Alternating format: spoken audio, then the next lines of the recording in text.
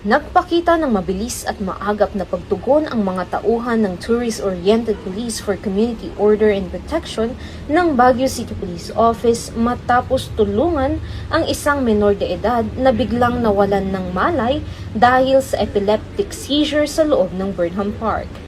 Agad na rumisponde ang mga tauhan ng Tourist Police Unit sa pamumuno ni Police Captain Edith Aspilan, katuwang ang mga medical volunteers ng Kabalikat Civicom at mga criminology interns mula sa Easter College upang mabigyan ng kinakailangang paunang lunas at matiyak ang kaligtasan ng biktima habang nasa lugar ng insidente.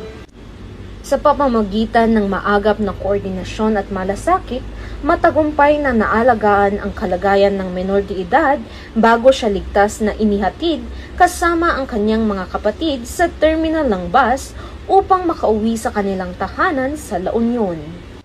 Muling pinatunayan ng insidenteng ito ang kahalagahan ng pagkakaisa ng kapulisan, volunteers at mga kabataang interns sa pagbibigay ng agarang serbisyo at tulong sa publiko, alinsunod sa adhikain ng Philippine National Police na to serve and protect. Mula dito sa Baguio City Police Office, ako ang inyong PNN correspondent, Patrolwoman Jade Agustin, alagad ng batas, taga-taguyod ng Balitang Pulis.